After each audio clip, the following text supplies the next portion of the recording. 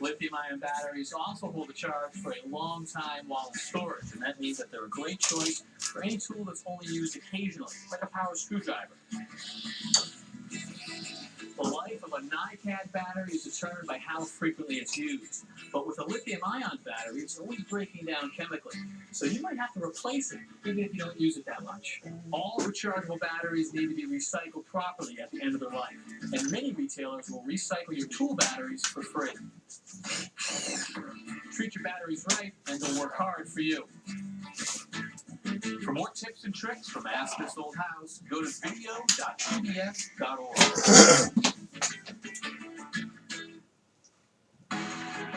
Your favorite PBS shows, ready to watch when you are.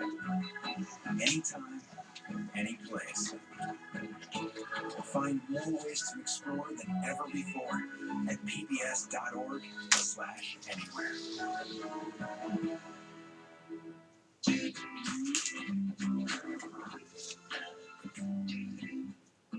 Support for AID comes from viewers like you and from the Arizona Farm Bureau Federation is proud to sponsor America's Heartland every week on PBS 8. The Arizona Farm Bureau is the voice of farmers and ranchers. Information at azfb.org. Explore new ideas and new worlds here on Arizona PBS, a community service of Arizona State University.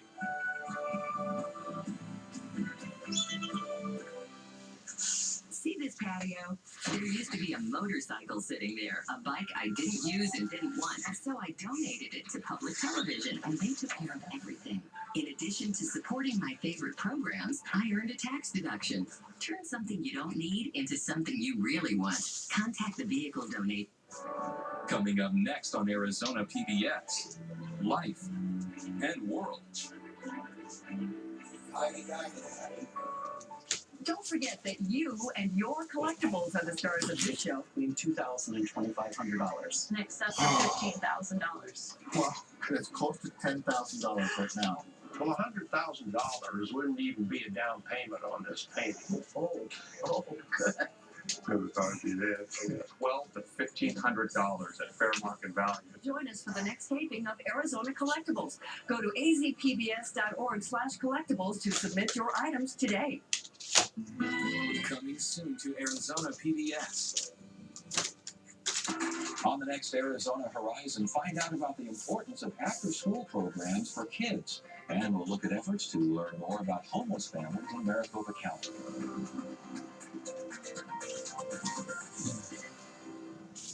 When you walk in a mine, you never knew whether or not you would walk out again. West Virginia, the desire for dignity, reality. What these people rights that they thought their government guaranteed them. Small people going up against very big forces for a better nation. The Mine Wars, one American experience. Tuesday night at 8 on Arizona PBS. The Black Panthers. The Black Panthers were absolutely unique. Police jump on you, beat you up. This is what we were going through on a daily basis. Now we have voices that we're not going to turn the other cheek. We're going to drive these pigs out. We don't hate nobody to call. We hate oppression. We wanted the entire community to fall.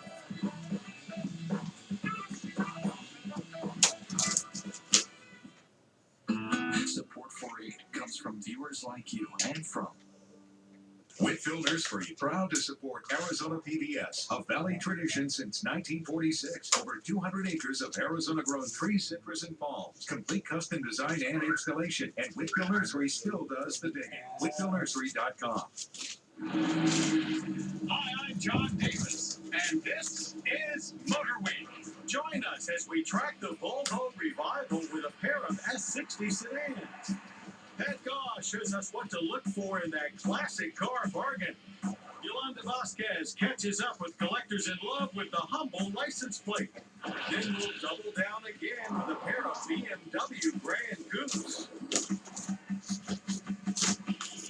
So come drive with us next.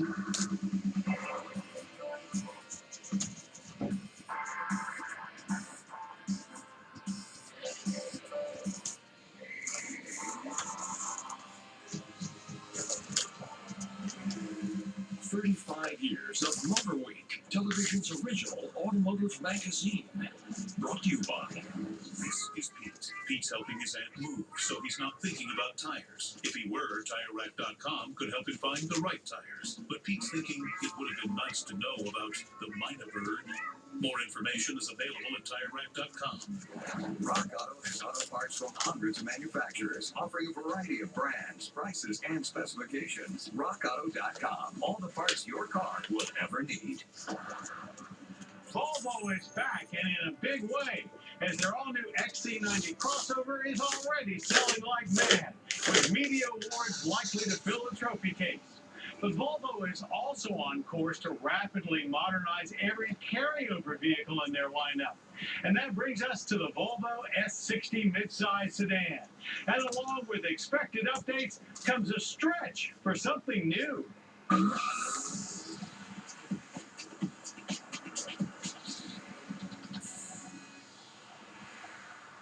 Somewhat lost in the mid-size luxury sedan segment shuffle is the 2016 Volvo S60. But if Volvo continues down its current revolutionary path, it shouldn't remain lost for long. The S60 is far from all new for 16, but well-placed updates should quickly bring about the best of times from the worst of times. This tale of two 60s begins with the S60 Cross Country. And while all-wheel drive is hardly new to the platform, this is the first time the Cross Country badge has adored the S60 sedan ranks. Its full-time Haldex all-wheel drive system is, of course, designed more for all-weather capabilities than full-on off-roading, but we found plenty of traction regardless. More low-end torque would have given us even more confidence for when the going gets steep and slippery. On pavement, in typical Volvo fashion, the S60 Cross Country feels very solid and safe, European but not German, which is to say there's bank vault-like solitude, but not an overly firm ride quality. Most things inside are familiar, as you feel right at home, nestled in the wonderful seats that are just as comfortable as ever. Overall material quality is quite good. Wood trim is beautiful, and Volvo's pictograph climate controls are still one of our favorite interfaces. The S60 Cross Country is equipped with Volvo's 2.5-liter i5 turbo engine. It's an oldie, but still a goodie.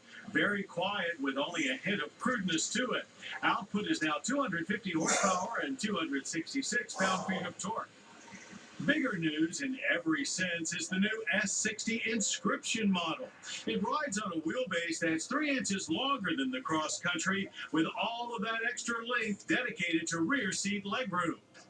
There's also a different engine under the hood, the XC90's 2-liter i4, though here just turbocharged. Output is 240 horsepower and 258 pound-feet of torque. It has a much more modern feel to it, more 4G to the 2.5's 3G. Even more notable is that the engine, as well as the rest of this S60, is assembled in China, making it the first streetable car we can buy here that's made in China. In addition to all of the extra rear seat space, you'll also get plenty of room for luggage, as the Cross Country's AWD hardware robs a significant amount of real estate.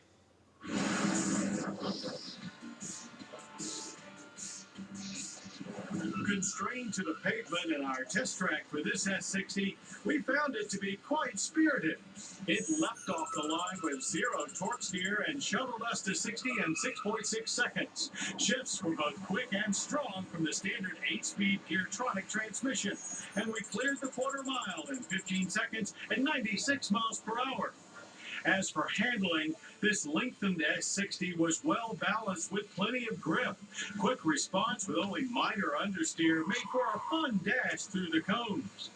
Though with a very soft, spongy pedal and mediocre 127-foot average stopping distance from 60, braking performance was a bit disappointing. As for advanced safety systems, all work as advertised, including CitySafe with full auto brake. We found the sci-fi sounding warning chimes very unobtrusive, and the backup camera, which is unfortunately still optional, was tucked away nicely to provide a clear image even in nasty weather. Both test samples, along with the rest of the revamped S60 lineup, feature the typical exterior upgrades of new front and rear fascias and new wheel choices. Economy ratings for the 2-liter equipped Inscription are 25 city, 37 highway, and 29 combined, which we almost nailed perfectly with a 28.9 miles per gallon average on regular. Its energy impact score is 11.4 barrels of oil consumed and 5.1 tons of CO2 expelled yearly. The cross-country numbers are more old school at 20 city, 28 highway, and 23 combined, which we did manage to hit exactly. S60 pricing starts at a reasonable $34,890. The long wheelbase Inscription goes for $39,640.